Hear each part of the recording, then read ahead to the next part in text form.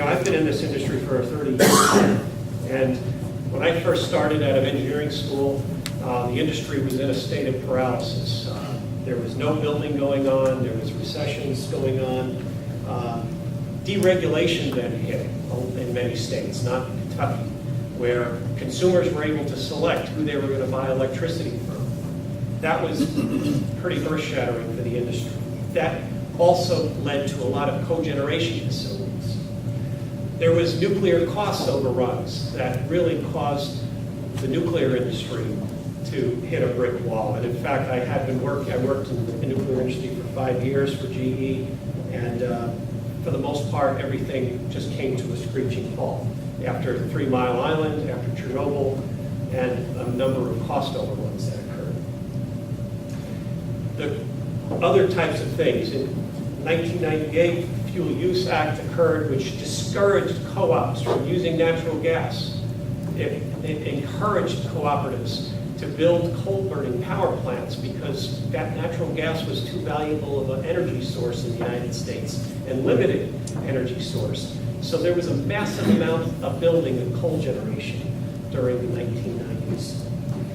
Now, obviously, things have turned quite a bit, and there's a very focused effort to try to close coal plants.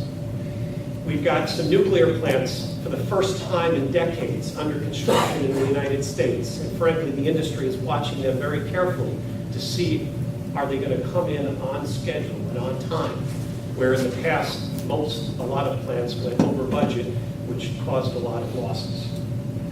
So we're also very interested in, and electric co-ops, frankly, have strong ownership interests in some of those nuclear plants. The nuclear industry also took a hit, obviously, with the Tokyo Electric Fukushima accident and what that means. Renewables has been very prominent in many parts of the country, which is changing our game. And also, over the last 10, 20 years, the strength of the environmental movement. So there's a tremendous amount of dynamics that have occurred, but what is clear is that we don't have a long-term focused national energy policy that utilities can bank on for long-term, safe, and secure investments. That's part of what we have to deal with. And so the question is, how can we keep our rates as low as possible over the long term for our members? One of the biggest risks happens to be, obviously, EPA regulations. Here is a list of 6 or 8 EPA regulations that are very devastating to the electric utility industry. The mercury and air toxic standards is already a regulation that's on the books today, and utilities must comply with this by over the next 1 to 2 years. That rule in itself is projected to shut down about 50 to 60 gigawatts of coal generation in this country. Okay? To put that into perspective, that represents about 75 to 100 Wilson power stations. Okay?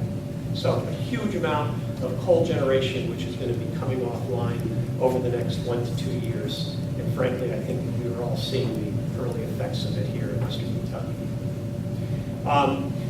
Many of these plants that are due to come offline over the next 1 to 2 years are also plants that were called on during the so-called polar vortex that we experienced in January and February.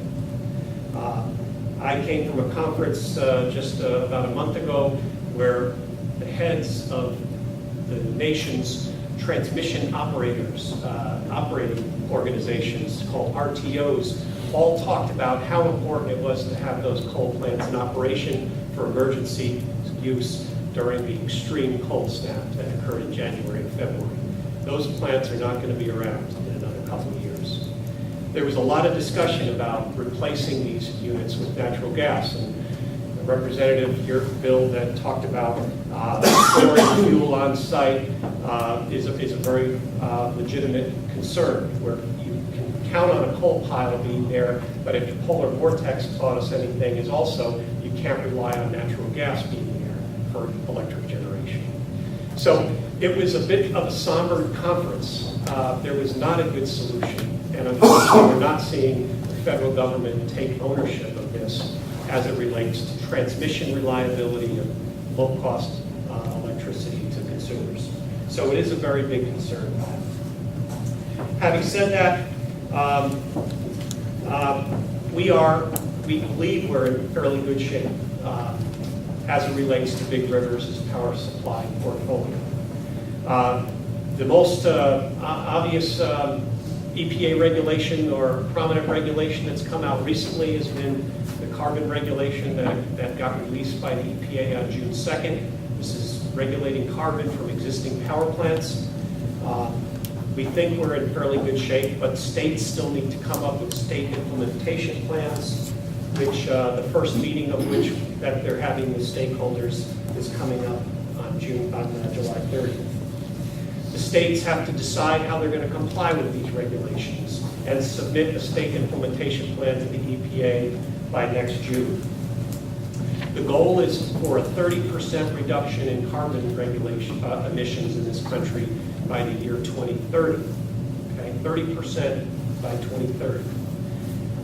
As it relates to Big Rivers' system, with the Coleman unit currently idle, that represents a 30% reduction already that exists for Big Rivers and therefore for Kenergy consumers. So there's still a lot of discussion that's going to occur over the next year over this issue, but frankly, with Coleman being idled, it should have positive benefits as it relates to our ability to comply with carbon emission standards. So with that, that's all in all, just to sum up, Kenergy is doing very well in all aspects. We feel like we've been able to provide Century what they have asked for. We're very interested in continuing to see how we can hedge any risks that they may feel that they have in being served off the market.